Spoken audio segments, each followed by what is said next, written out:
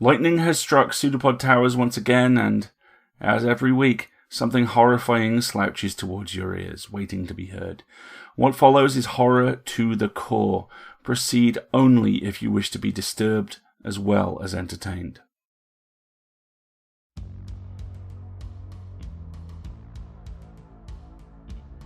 Hi, I'm Matt.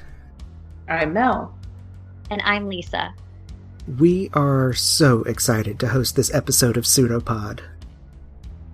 Mel and I are the authors of Monster, She Wrote, a nonfiction book out now from Quirk Books.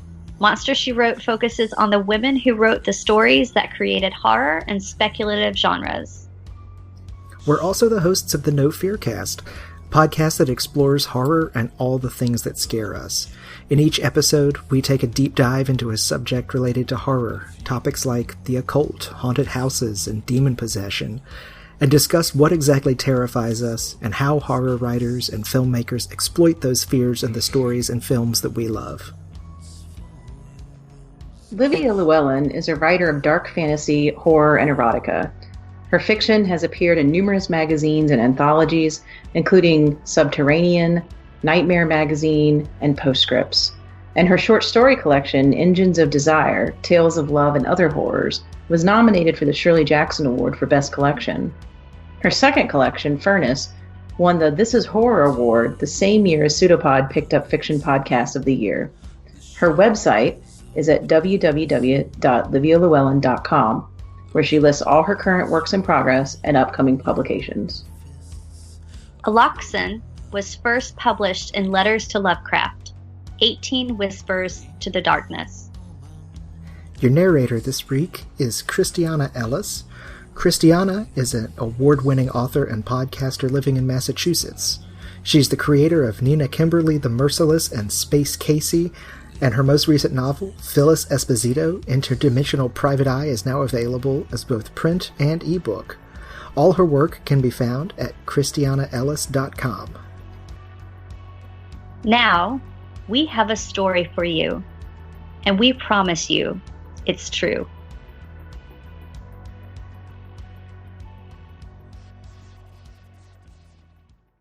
Allochton by Livia Llewellyn. Narrated by Christiana Ellis. North Bonneville, 1934. Ruth sits in the kitchen of her company-built house, slowly turning the pages of her scrapbook. The clock on the bookcase chimes 10. In the next room, the only other room, she hears her husband getting dressed. He's deliberately slow on Sundays, but he's earned the right. Something about work, he's saying from behind the door. Something about the men. Ruth can't be bothered to listen. She stares at the torn magazine clipping taped to a page. It's a photo of an East Coast socialite vacationing somewhere in the southern tropics. A pretty young woman in immaculate white linens, lounging on a bench that encircles the impossibly thick trunk of a palm tree. All around the woman and the tree, a soft manicured lawn flows like a velvet sea, and the skies above are clear and dry. Ruth runs her free hand across the back of her neck, imagining the heat in the photo, the lovely bite and sear of an unfiltered sun. Her gaze wanders up to the ceiling. Not even a year old, and already rain and mold have seeped through the shingled roof, staining the cream surface with hideous blossoms. It's supposed to be summer, yet always the overcast skies in this part of the country, always the clouds and the rain. She turns the page, more photos and ephemera, all the things that over the years have caught her eye. But all she sees is the massive palm, lush and hard and tall, the woman's back curved into it like a drowsy lover, the empty space around them, above and below, as if they are the only objects that have ever existed in the history of time. Henry walks into the room and grabs his coat, motioning for her to do the same. Ruth clenches her jaw and closes the scrapbook. Once again, she's made a promise she doesn't want to keep. But she doesn't care enough to speak her mind, and anyway, it's time to go. Their next-door neighbor steers his rusting car down the dirt road, past the edges of the town and on to the makeshift highway. His car is one of many, a caravan of beat-up trucks and buggies and jalopies. Ruth sits in the back seat with a basket of rolls on her lap, next to the other wife. It started earlier in the week as an informal suggestion over a session of grocery shopping and gossip by some of the women, and now almost 40 people are going. A weekend escape from the routine of their dreary lives to a small park further down the Columbia River, far from the massive construction site for the largest dam in the world, which within the decade will throttle the river's power into useful submission. The wives will set up the picnic, a potluck of whatever they can afford to offer, while they gossip and look after the children. The men will eat and drink, complain about their women and their jobs and the general rotten state of affairs across the land, and then they'll climb a trail over 800 feet high to the top of an ancient volcanic core known as Beacon Rock. The company wife speaks in an endless paragraph, animate and excited. Billy or Betty or Becky, some childish interchangeable name. She's 4 months pregnant and endlessly, vocally grateful that her husband found work on a WPA project when so many in the country are doing without. Something about the Depression, something about the town, something about schools. Ruth can't be bothered. She bares her teeth, nods her head, makes those ridiculous clucking sounds like the other wives would, all those bitches with airs. 2 hours of this pass, the unnatural rattle and groan of the engines, the monotonous roll of pine-covered hills. The image of the palm tree has fled her mind. It's only her on the lawn, alone, under the unhinged jaw of the sky. Something about dresses, something about the picnic, something about a cave. Ruth snaps to attention.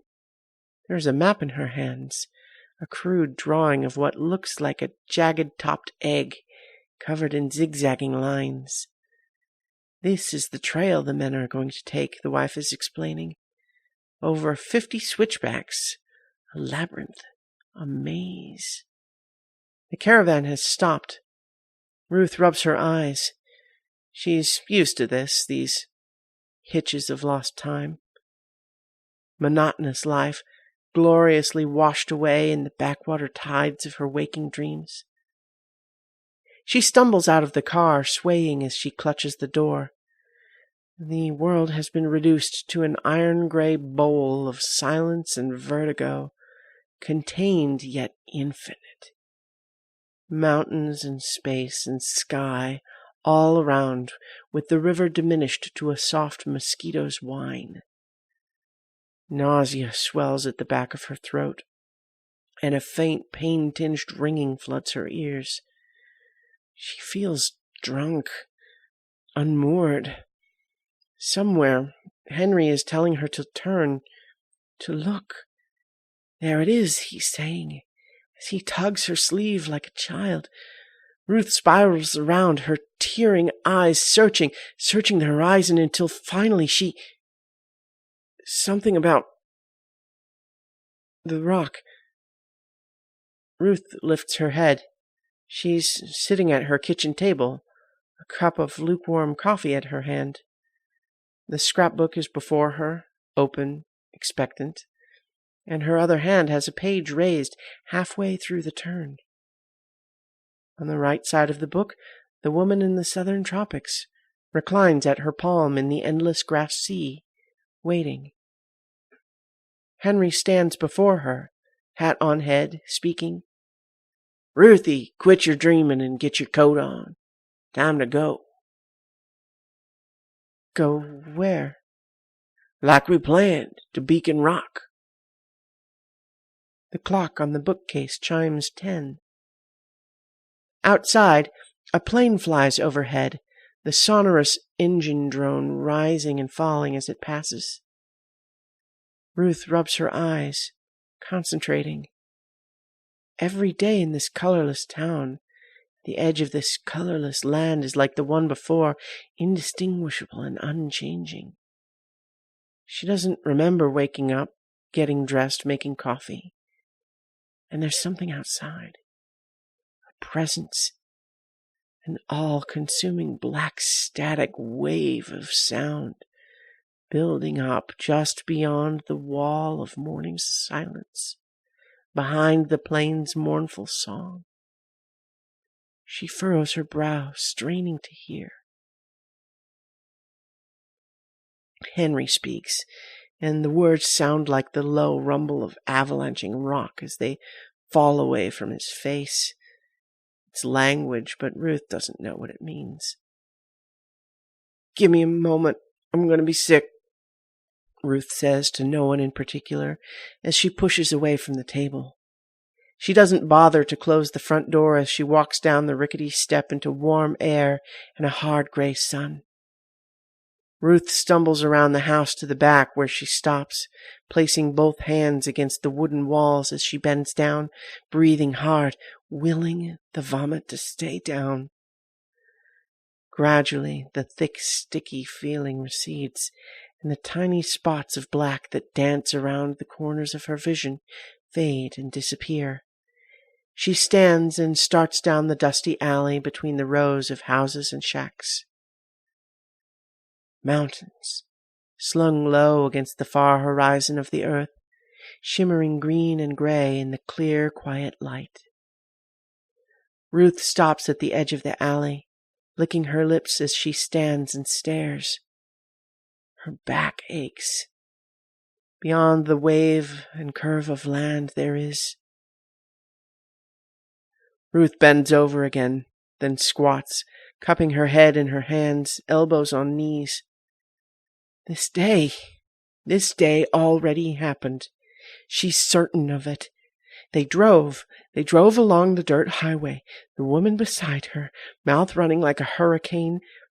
They hung to the edges of the wide river, and then they rounded the last curve and stopped, and Ruth pulled out of the car like saliva around the heavy shaft of a cock. And she looked up,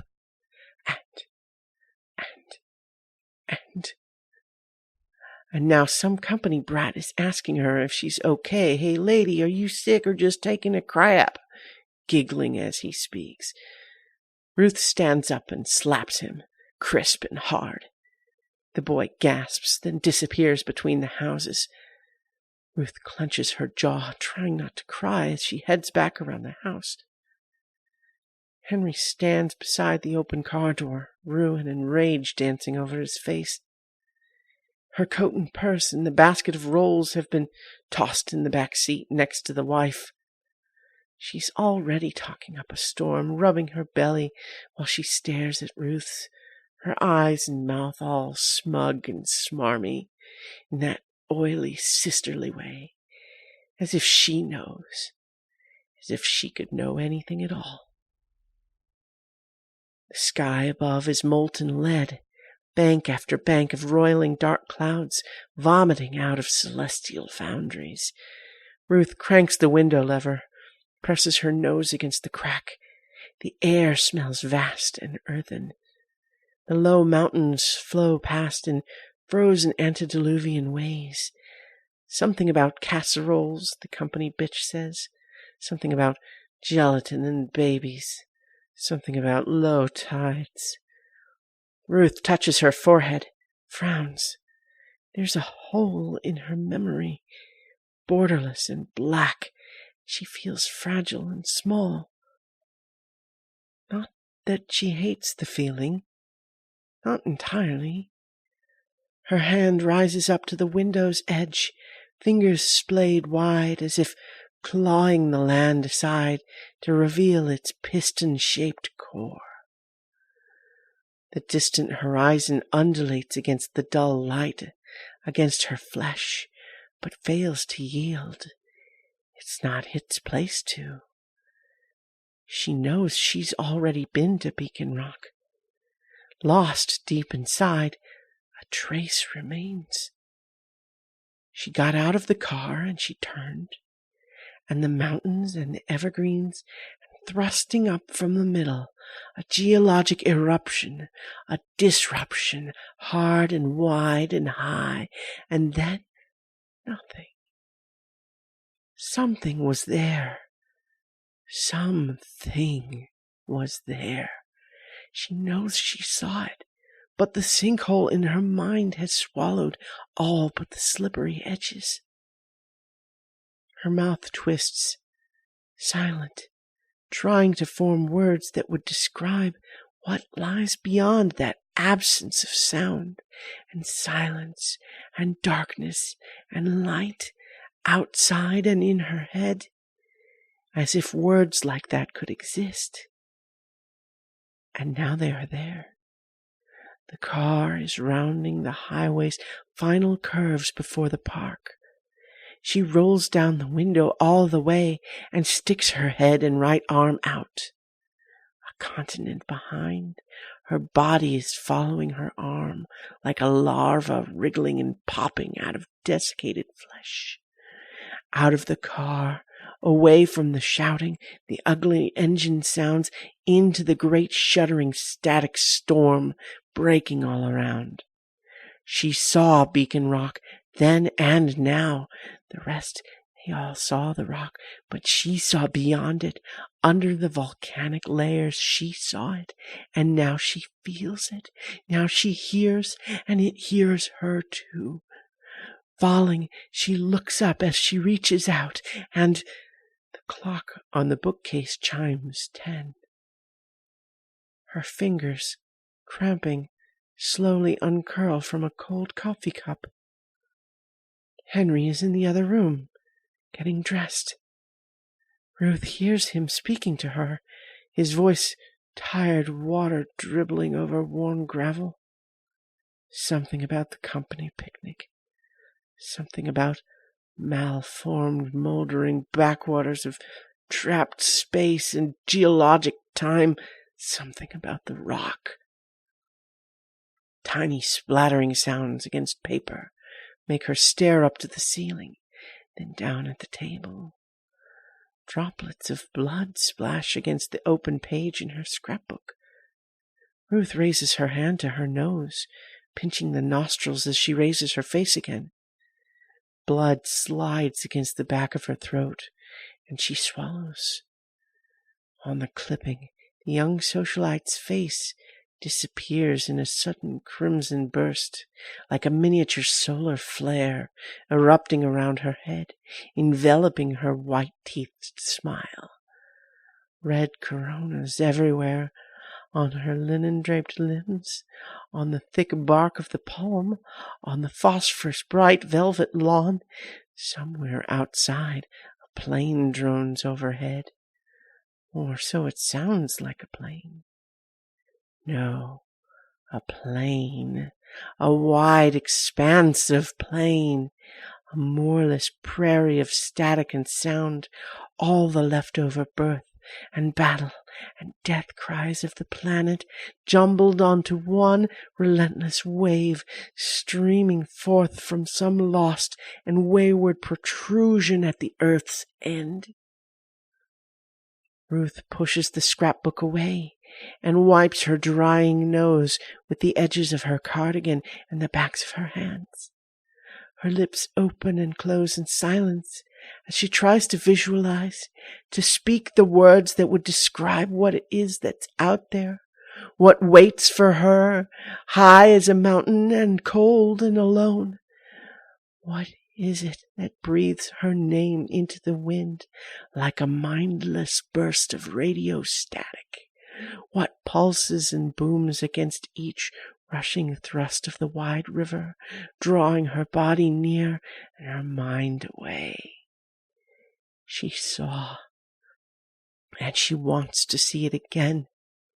She wants to remember. She wants to feel the ancient granite against her tongue. She wants to rub open-legged against it until it enters and hollows her out like a mindless pink shell. She wants to fall into it and never return here again. Not again, she says to the ceiling, to the walls, as Henry opens the door. Not again, not again, not again. He stares at her briefly, noting the red flecks encrusting her nostrils and upper lip. Take care of that, he says, grabbing his coat. He motions at the kitchen sink. Always the same journey, and the destination never any closer. Ruth quickly washes her face, then slips out the door behind him into the hot, sunless morning. The company wife is in the back, patting the seat next to her. Something about the weather, she says, her mouth spitting out the words in little squirts of smirk, while her eyes dart over Ruth's wet red face. She thinks she knows what that's all about. Lots of company wives walk into doors. Something about the end of Prohibition. Something about the ghosts of a long-ago war. Ruth sits with her head against the window, eyes closed, letting the one-sided conversation flow out of the woman like a vomit. Her hand slips under the blue checked dish towel covering the rolls, and she runs her fingers over the flour-dusted tops. Like cobblestones, river stones, soft water-licked pebbles, thick gravel crunching under her feet. She pushes a finger through the soft crust of a roll, digging down deep into its soft middle. That's what it's doing to her, out there, punching through her head and thrusting its basalt self all through her, pulverizing her organs and liquefying her heart. The car whines and rattles as it slams in and out of potholes, gears grinding as the company man navigates the curves. Eyes still shut, Ruth runs a fingertip over each lid, pressing in firm circles against the skin, feeling the hard jelly mounds roll back and forth at her touch until they ache. The landscape outside reforms itself as a negative against her lids, gnarled and blasted mountains rimmed in small explosions of sulphur-yellow light. She can see it, almost the tip of it, pulsating with a monstrous beauty in the distance, past the last high ridges of land. Someone else must have known, and that's why they named it so. A wild perversion of nature, calling out through the everlasting sepulchre of night, seeking out and casting its blind gaze only upon her. The company wife is grabbing her arm. The car has stopped. Henry and the man are outside, fumbling with the smoking engine hood. Ruth wrests her arm away from the woman's touch and opens the door. The rest of the caravan has passed them by, rounded the corner into the park. Ruth starts down the side of the road, slow, nonchalant, as if taking in a bit of air, as if she could. The air has bled out, and only the pounding static silence remains, filling her throat and lungs with its hadal deep song. "I'm coming," she says to it. "I'm almost here." She hears the wife behind her and picks up her pace. "You gals don't wander too far," she hears the company man call out. "We should have this fixed in a jiffy." Ruth kicks off her shoes and runs. Behind her, the woman is calling out to the men. Ruth drops her purse. She runs like she used to when she was a kid, a freckled tomboy racing through the wheat fields of her father's farm in North Dakota. She runs like an animal, and now the land and the trees and the banks of the river are moving fast, slipping past her piston legs along with the long bend of the road. Her lungs are on fire, and her heart is all crazy and jumpy against her breasts, and tears streak into her mouth and nose, and it doesn't matter because she's so close, and it's calling her with the hook of its song, and pulling her, reeling her in, and Henry's hand is at the back of her neck, and there's gravel and the road smashing against her mouth and blood, and she's grinding away and kicking and clawing forward, and all she has to do is lift up her head just a little bit and keep her eyes shut, and she will finally see. Ruth's hands are clasped tight in her lap. Scum floats across the surface of an almost empty cup of coffee. A sob escapes her mouth, and she claps her hand over it, hitching as she pushes it back down. This small house, this small life, this cage, she can't do it any more. The clock on the bookcase chimes 10. I swear this is the last time, Ruth says, wiping the tears from her cheeks. The room is empty, but she knows who she's speaking to. It knows too. I know how to get to you. I know how to see you. This is the last goddamn day. On the kitchen table before her is the scrapbook, open to her favorite clipping. Ruth peels it carefully from the yellowing page and holds it up to the light. Somewhere in the southern tropics, a pretty young woman in stained white linens, lounging on a beach that encircles the impossibly thick trunk of a tree that has no beginning or end, whose roots plunge so far beyond the ends of earth and time that somewhere in the vast cosmic oceans above they loop and descend and transform into the thick fronds and leaves that crown the woman's head with dappled shadow. All around the woman and the tree, drops of dried blood are spattered across the paper like the tears of a dying sun. The woman's face lies behind one circle of deep brown, earth brown, wood brown, corpse brown. She is smiling, open-eyed, breathing it all in. Ruth balls the clipping up tight, then places it in her mouth, chewing just a bit before she swallows. There is no other place the woman and the palm have been, that they will ever be, alone, apart, removed, untouched. All life here flows around them, utterly repelled. They cannot be bothered. It is of no concern to them. What cycle of life they are one with was not born in this universe. In the other room, Henry is getting dressed. If he's talking, she can't hear. Everywhere black static rushes through the air, strange equations and latitudes and lost languages and wondrous geometries crammed into a silence so old and deep that all other sounds are made void. Ruth closes the scrapbook and stands, wiping the sweat from her palms on her Sunday dress. There is a large knife in the kitchen drawer, and a small axe by the fireplace. She chooses the knife. She knows it better. She knows the heft of it in her hand when slicing into meat and bone.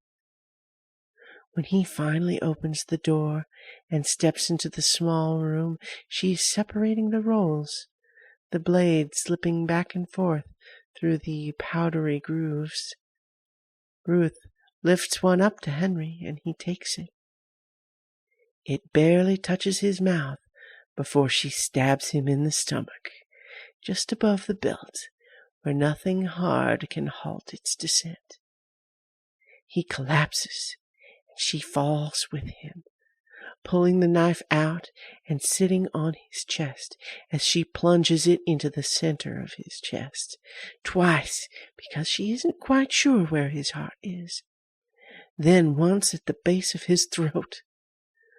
Blood, like water gurgling over river stones, trickling away to a distant invisible sea. That she can hear. Ruth wipes the blade on her dress as she rises, then places it on the table, picks up the basket, and walks to the front door. She opens it a crack. "Henry's real sick," she says to the company man. "We're going to stay home today."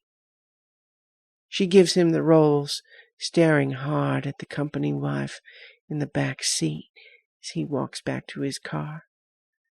The wife looks her over, confused. Ruth shuts the door. That bitch doesn't know a single thing. Ruth slips out the back, through the window of their small bedroom. The caravan of cars is already headed toward the highway, following the Columbia downstream toward Beacon Rock. They'll never make it to their picnic. They'll never see it. They never do. She moves through the alley, past the last sad row of company houses, and into the tall evergreens that mark the end of North Bonneville. With each step into the forest, she feels the weight of the town fall away a little, and something vast and leviathan burrows deeper within, filling up the unoccupied space. When she's gone far and long enough that she no longer remembers her name, she stops and presses her fingers deep into her sockets, scooping her eyes out and pinching off the long ropes of flesh that follow them out of her body like sticky yarn. What rushes from her mouth might be screaming or might be her soul, and it is smothered in the indifferent silence of the wild world. And now it sees, and it moves in the way it sees, floating and darting back and forth through the hidden phosphorescent folds of the lands within the land. Darkness punctured and coruscant with unnameable colors and light, its dying flesh creeping and hitching through forests petrified by the absence of time, past impenetrable ridges of mountains whose needle-sharp peaks cut whirls in the passing rivers of stars. A veil of flies hovers about the caves of its eyes and mouth, rising and falling with every rotting step, and bits of flesh scatter and sink to the earth like barren seeds next to its pomegranate blood. If there is pain, it is beyond such narrow acknowledgment of its body. There is only the bright beacon of light and thunderous song, the sonorous ringing of towering monolithic basalt, breathing in and out, pushing the darkness away. There is, finally, past the curvature of the overgrown wild, a lush grass plain of emerald green, ripe and plump under a fat hot sun, a wide bench of polished wood, and a palm tree pressing in a perfect arc against its small back, warm and worn and hard like ancient stone. When it looks up, it cannot see the tree's end. Its vision rises blank and wondrous with branches as limitless as both their dreams, past all the edges of all time. And this is the way it should be.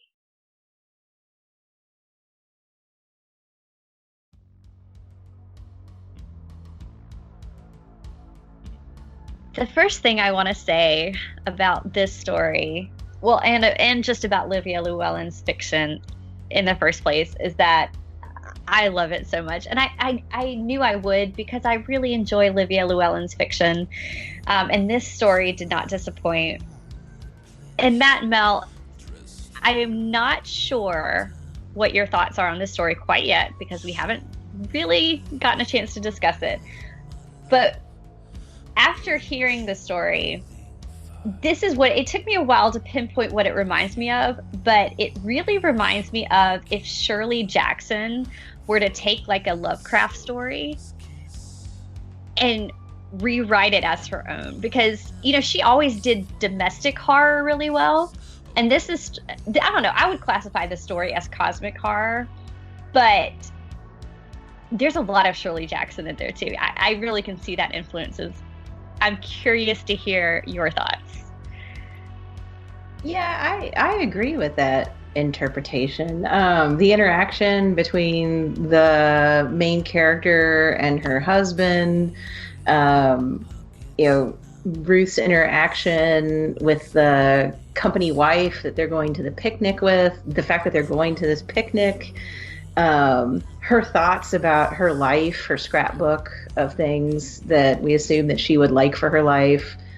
All of that, like I was thinking Shirley Jackson kind of from the very beginning, but then when you have the amazing kind of loss of time and the time shifting and her realizing what's going on, and the idea of the cosmic fear is the best way to describe it, the unknown kind of otherworldly power that's affecting her. Yeah, I agree. There's definitely a marriage of Ruth's domestic situation with this thing. We don't know quite what it is that's chosen her, is calling her to it. Yeah, I'll have to agree with you as well, Lisa. One thing too that I noticed in the story was that the sense of claustrophobia throughout it. Like I felt very claustrophobic throughout the entire thing, and that's very much something that I think Shirley Jackson would pull off very well with that domestic horror sort of thing. So I can definitely see that cross of Shirley Jackson and Lovecraft, because that ending very definitely cosmic horror without doubt. Well, we can get to the ending in just a minute, but I want to go back, Matt, to what you said. You use the word claustrophobic, which I love, because when you're reading this, it sets up a very kind of sweet scene. You've got, I imagine Ruth as being just kind of like a young housewife. Here she is in this really tiny town in Washington. It's 1934, so I don't know, it just seems like a simpler time. And she's daydreaming. It's a Sunday. Her husband's kind of taking his time getting ready. But even as it's just describing that, and we haven't even gotten into any of the real meat of the story yet, something horrible is happening, but you can't put your finger on it, or at least I couldn't. I was like, why do I feel so uncomfortable? It almost reminded me, and I keep going back to Jackson, but the opening paragraphs of The Lottery, when you have this town in summer, and again, kind of a picnic type situation, but you have a town gathering and you feel like, well, this should feel happy and joyous, but there's something uncomfortable, and I think claustrophobic is a very appropriate word.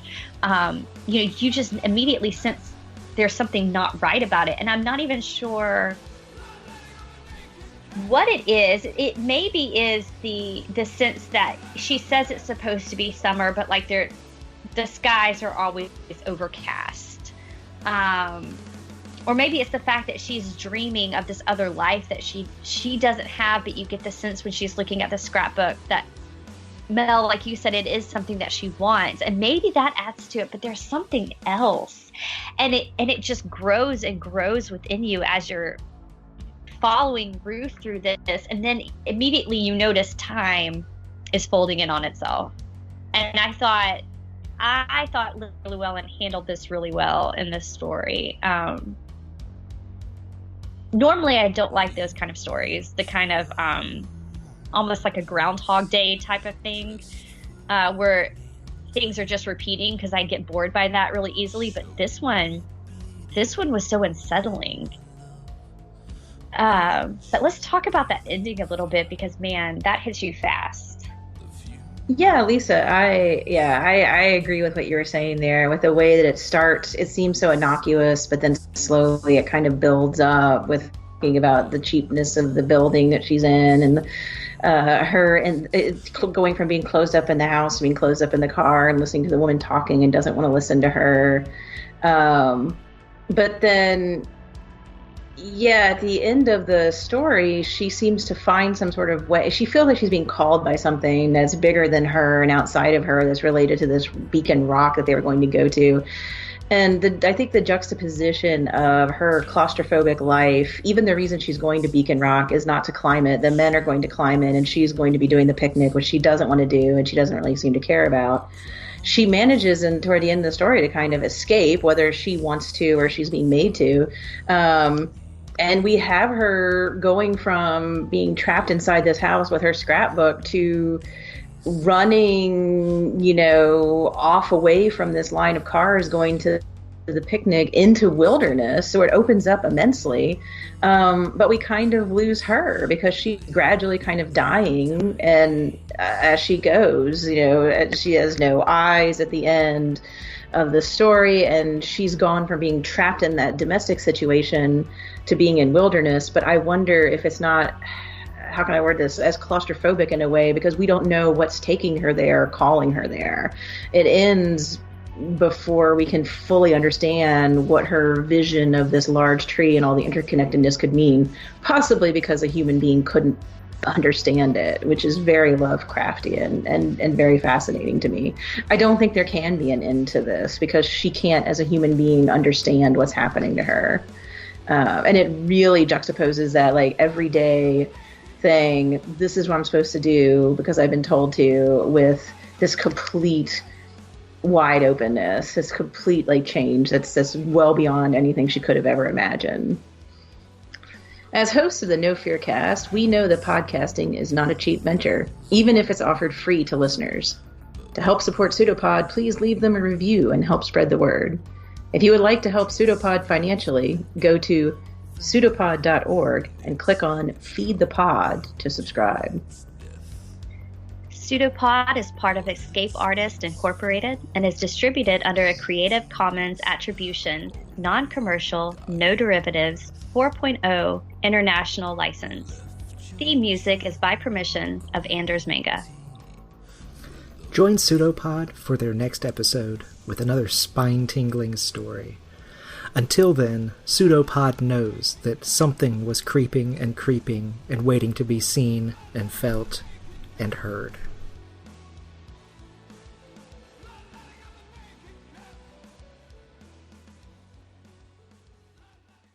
It's a pseudopod. It's a big foot.